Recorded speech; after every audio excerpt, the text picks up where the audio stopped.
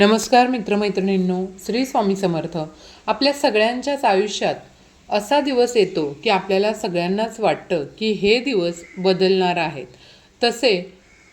जसे आकाश बदलल्याशिवाय वादळ येत नाही आणि गार हवा सुटल्याशिवाय पाऊस पडत नाही, तसेच नशीब बदलण्यापूर्वी स्त्रीच्या आयुष्यात काही खास गोष्टी घडू लागतात. आजच्या या व्हिडिओमध्ये आपण अशाच 6 महासंकेतांबद्दल सविस्तर माहिती जाणून घेणार आहोत, जे प्रेमानंदजी महाराजांनी सांगितलेले आहेत. जर तुमच्या आयुष्यातही यातले काही संकेत दिसत असतील तर समजून जा की तुमचे भाग्य आता सोन्यासारखे चमकणार आहे. हा व्हिडिओ त्यासाठी शेवटपर्यंत नक्की पहा, कारण शेवटचा संकेत तुमच्या जगण्याचा दृष्टिकोन बदलेल. तर यातला पहिला संकेत म्हणजे आयुष्यात अचानक सर्व काही उलटे आणि विस्कळीत होऊ लागणं. हा संकेत सर्वात आधी मिळतो आणि माणसाला सर्वात जास्त संभ्रमात टाकतो. जेव्हा तुमचं भाग्य बदलणार असतं, अगदी त्याच्या काही काळाआधी तुमची चाललेली कामं अचानक रेंगाळू लागतात. जे नातेवाईक किंवा मित्र चांगले वागत होते तुमच्याशी, त्यांच्याशी अचानक खटके उडू लागतात. पैशांचं गणित कोलमडतं. अशावेळी कोणत्याही स्त्रीला वाटू शकतं की मी एकतर काहीच वाईट कोणाचं केलं नाही, मग अचानक माझ्यासोबत हे सगळं का घडत आहे. पण यामागचं खरं सत्य काय आहे खूप वेगळं आहे.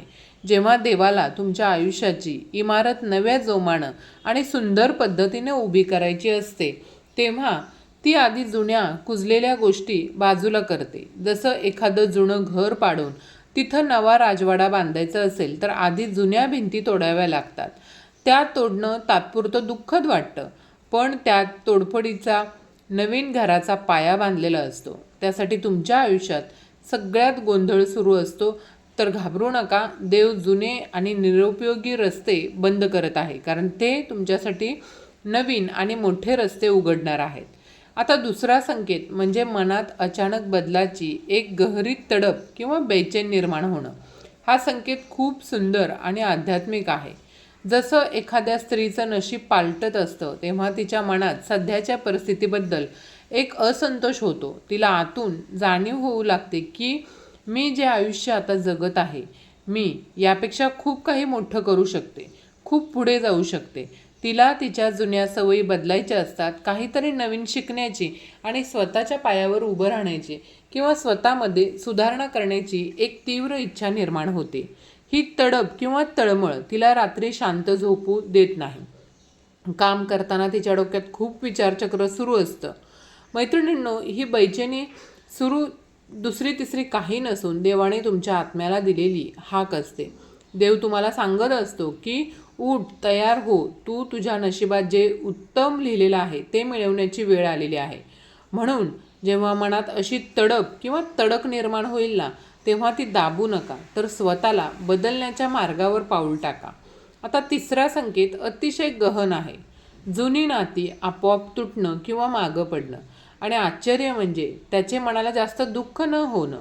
जेव्हा तुमचे भाग्य उजळणार असते, तेव्हा तुमच्या आयुष्यातील लोक आपोआप दूर होऊ लागतात, जे तुमच्या प्रगतीच्या मार्गात अडथळा ठरत होते किंवा ज्यांची ऊर्जा नकारात्मक होती. एखादी खूप पण जुनी मैत्री अचानक शांत होणे किंवा एखादं नातं जे आधी खूप महत्त्वाचं वाटायचं ते आता तितकंसं महत्त्वाचं वाटत नाही. यात सर्वात मोठी आश्चर्याची गोष्ट ती म्हणजे पूर्वी जर नाती अशी तुटली असती ना, तर तुम्ही खूप रडला असता, पण आता तुमच्या मनात एक सुप्त शांतता असते. तुमचं मन आणि परिस्थिती सहज स्वीकारते. मन म्हणतं ठीक आहे, ज्याला जायचं आहे त्याला जाऊ दे. ही मानसिक शांतता आणि परिपक्वता देव तुम्हाला बहाल करत असतो. देव तुमच्या आयुष्यातून चुकीचे लोक हटवून तुमच्यासाठी प्रामाणिक, प्रेमळ आणि नशीबवाला साथ देणारे नवे लोक आणण्याची तयारी करत असतो. त्यामुळं नाती तुटल्यास मनातून कडू भावना ठेवू नका. चौथा संकेत, आयुष्यात एकटेपणा वाटणे, पण त्याचवेळी आतून एक अद्भुत मानसिक शक्ती जागृत होणे. भाग्य चमकण्यापूर्वी बऱ्याचदा स्त्रीला गर्दीतही एकटं आल्यासारखं वाटतं. आजूबाजूला सगळे असूनही मनाच्या कोपऱ्यात एक रिकामं पण जाणवतं की मला कोणीच समजू शकत नाही. पण याच एकटेपणाच्या काळात तुमच्यात एक वेगळाच आत्मविश्वास जन्माला येतो. पूर्वी ज्या गोष्टींची, ज्या कामांची तुम्हाला भीती वाटायची ती भीती आता नाहीशी होते. ज्या निर्णयासाठी आधी तुम्ही दुसऱ्यांवर अवलंबून असायचा, ते निर्णय आता तुम्ही स्वतः घेता. तुमच्या आयुष्यात स्वतःच्या बुद्धीवर आणि विचारांवर तुमचा विश्वास दृढ होतो. हा एकटेपणा म्हणजे देवाने दिलेली एक सुवर्ण संधी असते, ज्यामध्ये देव तुमची ओळख तुमच्या स्वतःच्या अथांग शक्तीशी करून देतो.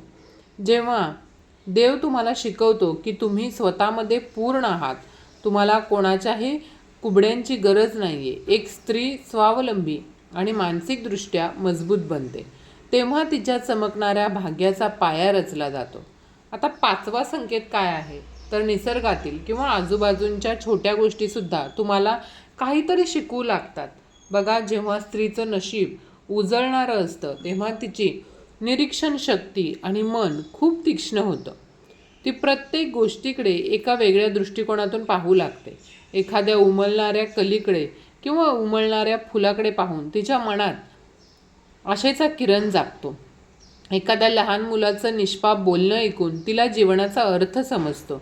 कोणाचे तरी दुःख पाहून तिला तिचे दुःख लहान वाटू लागतं.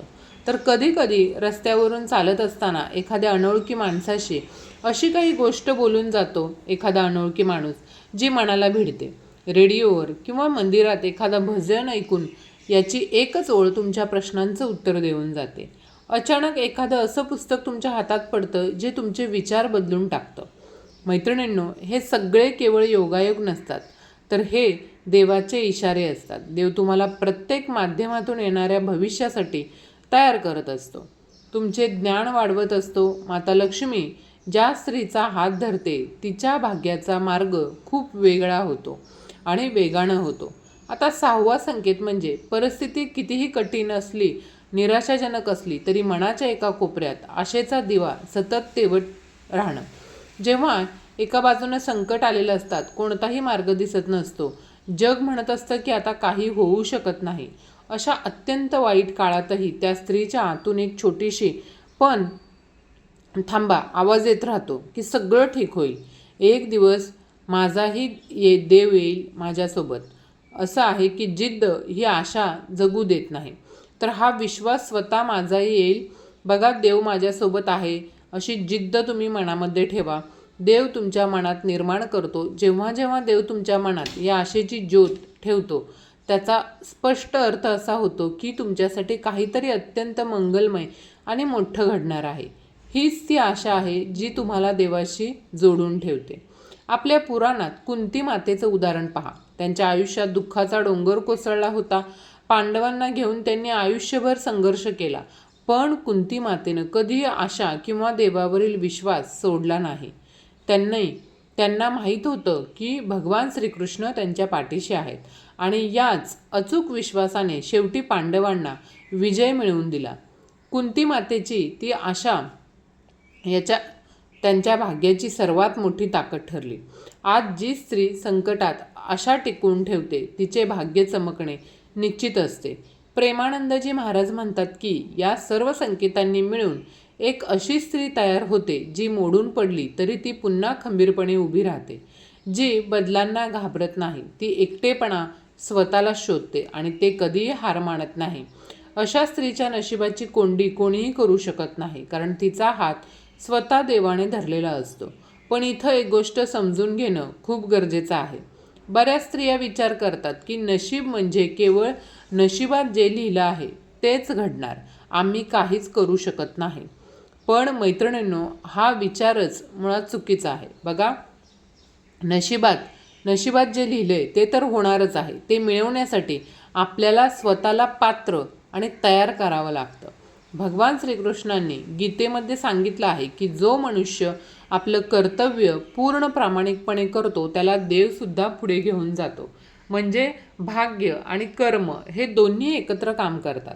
जेव्हा तुम्ही या संकेतांना ओळखता आणि योग्य दिशेने कष्ट किंवा कर्म करू लागतात, तेव्हा तुमचं भाग्य दुप्पट वेगाने चमकू लागतं. जर तुमच्या आयुष्यात हे संकेत दिसत असतील, तर तुम्ही काय केलं पाहिजे हे पहा. नियम लक्षात ठेवा, बदल स्वीकारा आणि परिस्थितीला बदला. असे घाबरून जाऊ नका. देवाला तुमच्यासाठी काहीतरी चांगलं करायचं आहे, हा विश्वास ठेवा. या ऊर्जेला बदला आणि मनात काहीतरी नवीन करण्याची इच्छा असेल ना, तर आजच एखादी नवीन कला आणि कौशल्य शिकवायला सुरुवात करा. नाती मुक्त करा. जी नाती तुमच्यापासून दूर जात आहेत त्यांना मनात कोणतीही कटुता न ठेवता सन्मानानं जाऊ द्या. स्वतःशी संवाद साधा.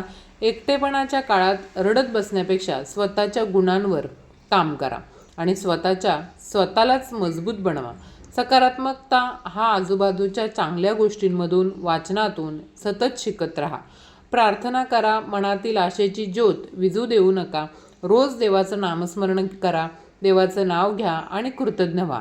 शेवटी मला माझ्या सर्व लाडक्या मैत्रिणींना मनापासून एक गोष्ट सांगायची आहे की या जगात अनेक स्त्रिया अशा आहेत त्यांना वाटतं की त्यांचं नशीब कधीच बदलणार नाही.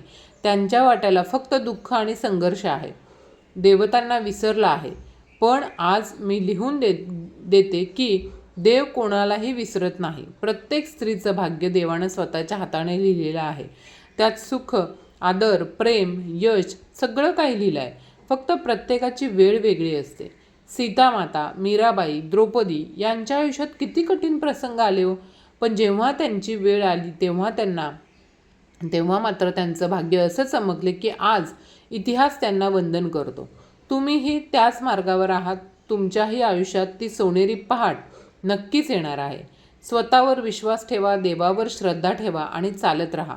तुम्हाला या 6 संकेतांपैकी कोणता संकेत सध्या तुमच्या आयुष्यात जाणवत आहे हे मला खाली कमेंट्समध्ये नक्की सांगा. आणि हो, व्हिडिओ आवडला असेल तर व्हिडिओला जास्तीत जास्त मित्रमैत्रिणींसोबत शेअर करा. तुमच्या बहिणींसोबत शेअर करा. आजचा व्हिडिओ संपूर्ण पाहिल्याबद्दल मनापासून धन्यवाद. श्री स्वामी समर्थ.